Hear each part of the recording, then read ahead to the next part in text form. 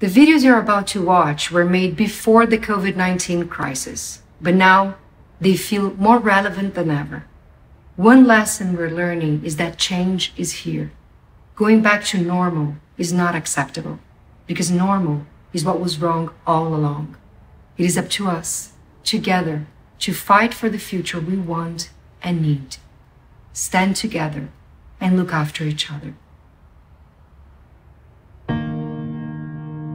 This is a series of short films that explore the connection between the food we eat and the climate crisis, the destruction of forests and other ecosystems across the world. This is where we begin.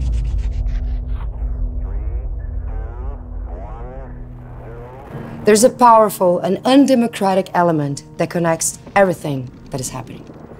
Whether you want it or not, this element is in our tables, in the choices that we are confronted with in the supermarket, in the governments, in national and international treaties. This element is the current broken system of commodities. The economic flow of the most common raw ingredients that make up everything in our world. It's a system that is completely, absolutely out of control. Next time you have a meal, take a good look at your plate. Do you know where that food comes from? Where it was grown? What went into growing it? And maybe, most importantly, do you know how it affects our health and the health of our planet? Agricultural production accounts for 80% of all deforestation across the globe. Land that we all need to suck greenhouse gases out of the air. And we're not just talking about forests here. Grasslands, wetlands, and other ecosystems are quickly being turned into massive fields and industrial farms, no longer able to take CO2 out of the atmosphere, and instead, producing it. So, here's how it works. Take meat, for example. You have to clear land to raise those animals. Lots of land. We've got 500 million cows on the planet. More than the human population of Russia and the United States combined. 23 billion chickens. Wait, let me repeat. 23 billion chickens. 3 chickens per person on Earth. Then you have to clear even more land to grow the food to feed those cows and chickens. And that's just the cows and chickens. In fact, it takes more land to grow food to feed the animals than to feed humans. Industrial agriculture is now so big that its greenhouse gas emissions are the same as all cars, trains, ships, buses, and planes combined. And even though we've got other food options, better farming techniques, indigenous people's knowledge about how to care for these lands, this sector is so powerful that the industrial food system continues to grow, and its carbon bomb ticking louder and louder. So, what the hell is going on? Really? What the hell? Let me explain. This is a soybean. You eat it, right? Well, sometimes. But it's mostly grown to feed chickens, pigs, and cows. The soybean is also a commodity, like natural gas, silver, paper, or palm oil. Its value is traded on the global stock exchange. It moves through markets in Tokyo, São Paulo, Brussels, and New York.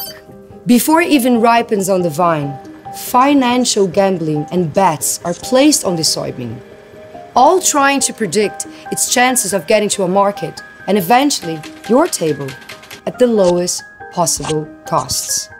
To keep it simple, this system is not growing food, it's growing profits. But it hasn't always been this way. You see, once upon a time, all food was organic. All food was local. And back then, we used to call this, well, we called it food. We never used to have stickers to identify the tiny amount of food that isn't grown with poison, or that isn't made with low-wage labor, and that isn't made without destroying every other living thing around it in order to turn a profit. But now, almost everything is made like this. Food made the traditional, organic way has been repackaged as a luxury, while food tainted with pesticides, deforestation, and stolen indigenous land is the default. So how did we go from sustainable food system to a world full of $1 burgers, tasty carcinogens, and 3 times more chickens on the planet than people?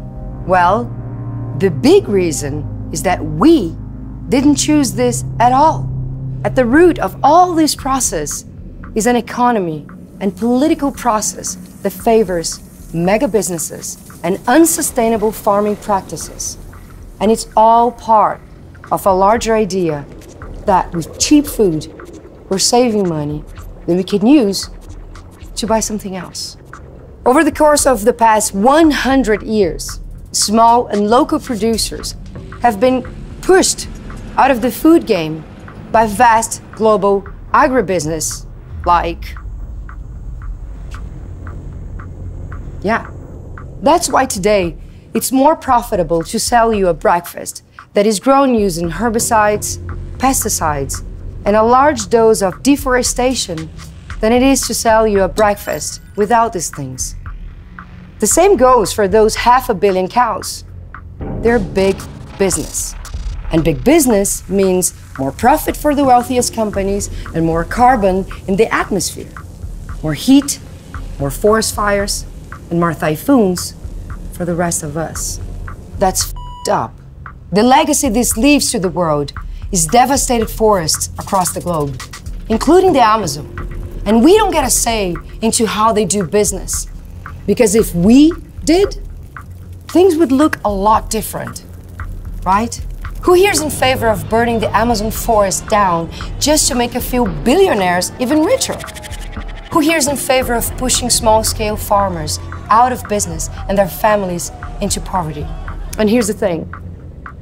It's not like big agriculture is unaware that the majority of people on Earth want something different.